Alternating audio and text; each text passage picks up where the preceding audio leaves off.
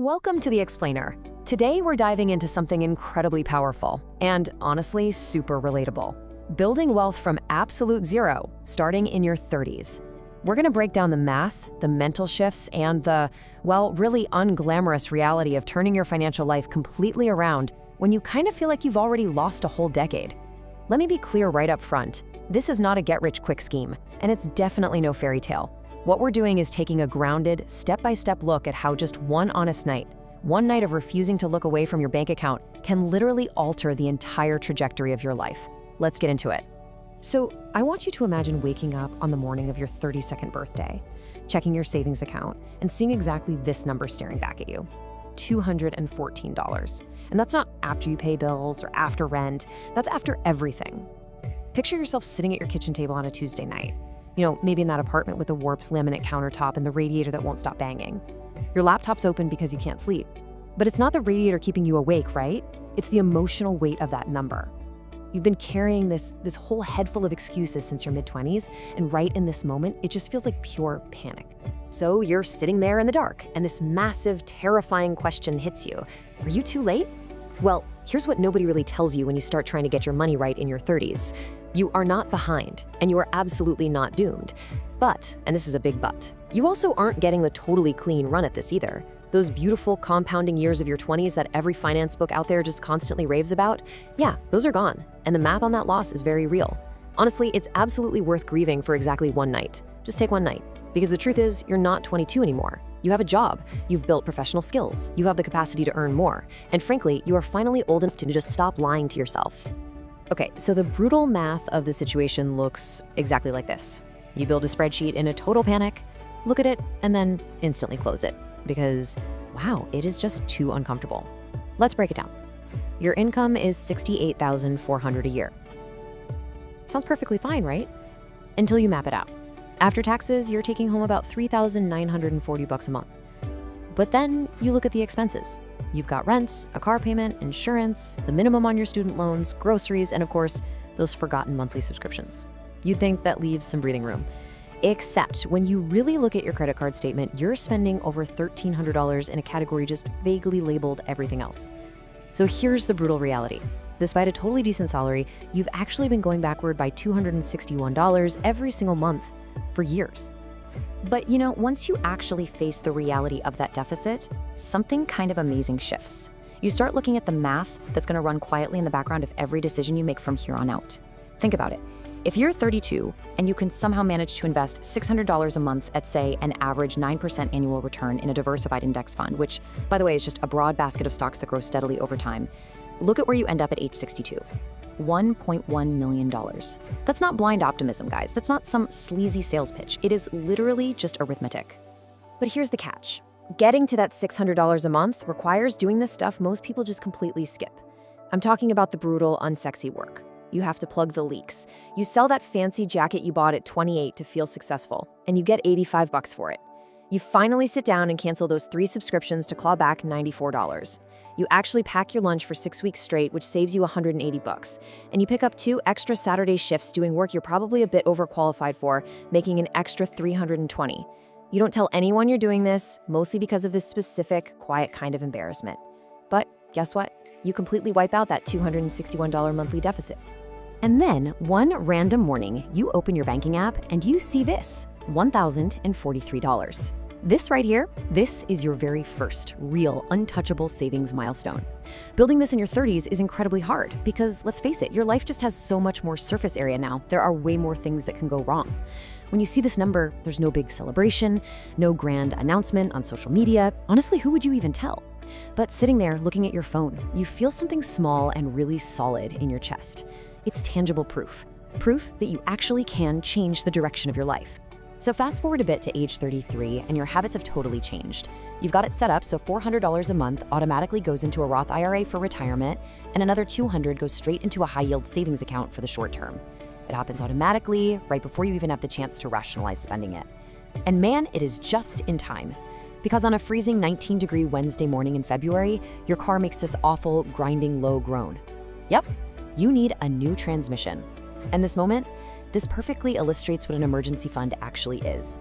It is simply the ability to pay for a transmission without having a complete panic attack. The repair bill comes out to $2,300. Now let's be real. 3 years ago, this bill would have absolutely destroyed you, both emotionally and financially. It would have been a full-blown crisis, sending you into a spiral. The old you would have swiped a credit card, sworn up and down you'd pay it off in 2 months, and then just watched it sit there racking up interest for 8. But today is different. You're sitting in the cold passenger seat of a tow truck, you do some quick mental math, and you authorize the repair in cash. Without credit, without paying a dime of interest, without going backward. And you feel this steady, grounding calm that honestly is almost better than happiness. By the time you hit 34, your entire perspective has totally shifted. The market drops 18% and you just ignore it. You refuse to sell. But the real proof that you've changed happens in, of all places, a home goods store. Your old coffee maker died, and you're standing there holding a $39 model in one hand and a $119 model in the other. Now, 5 years ago, you'd grab the cheap one and call it a day. End of story. But today, you do a totally different kind of math in your head. You calculate the cost per use over, say, 2,000 uses.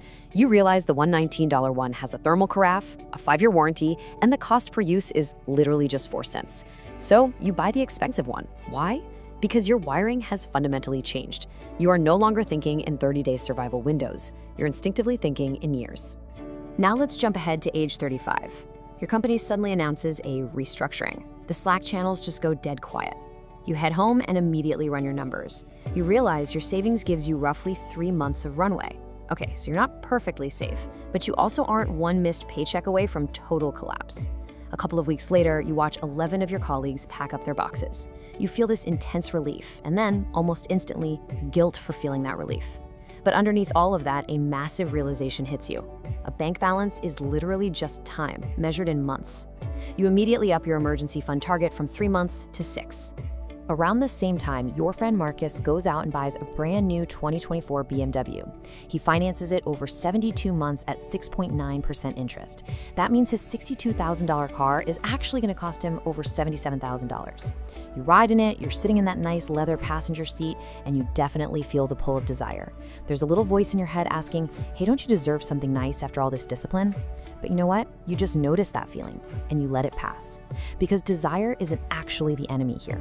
Desire on a schedule, wrapped in a high-interest loan, that is the enemy. You get back into your paid-off 2018 Honda Civic, and you feel nothing but total clarity. You know exactly what that BMW costs in terms of future options, and you are choosing your options instead. By April of that same year, you're sitting at your desk between meetings, and you check your portfolio app. The number reads just over $51,000. You don't jump up or celebrate out loud. You just go right back to eating your sandwich at your desk. But that number, it just sits with you all day long like a low, warm hum.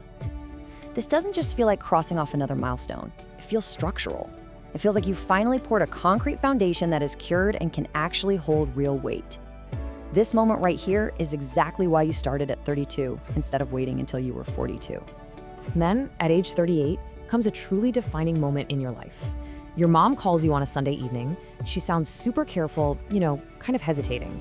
Turns out her roof has been leaking for months, and a contractor just quoted her $6,000 to fix it.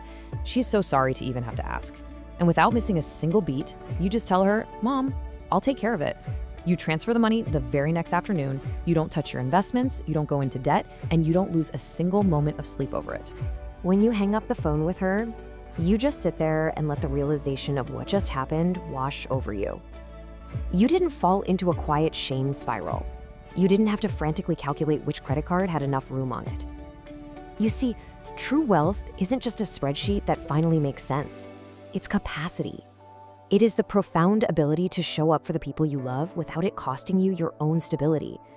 It's having the ultimate option to say yes when it truly, truly matters. By the time you hit 39, the math really starts to take over. Your portfolio generates more than $9,000 in a single year, just from growth alone. I mean, this isn't from the monthly contributions you're putting in. This is your capital doing what capital does best when you just leave it alone long enough. You are literally making money in your sleep, on the weekends, and on the days you completely forget to even look at your account. That machine you painstakingly built through transmission failures and layoff scares, it's finally running on its own. But we have to talk about the flip side to this journey. At 39, you're completely free of student loans and credit card debt. but you start to experience this very specific, quiet loneliness of wealth building. The people you love, friends you've known for 15 years, they largely aren't doing this. Some of them are in genuine financial pain. Others make great money but just spend every dime of it. Some have retirement plans that are pretty much built entirely on hope. And the hard part is you can't manufacture that kitchen table realization for them. So you just carry your financial security quietly. You split the dinner bill evenly. You don't perform your financial discipline as if it's a personality trait. You just carry it. Which brings us to the morning of your 40th birthday. You're lying in the dark, and you think back to that $214 and that warped laminate countertop. Then you check your number today.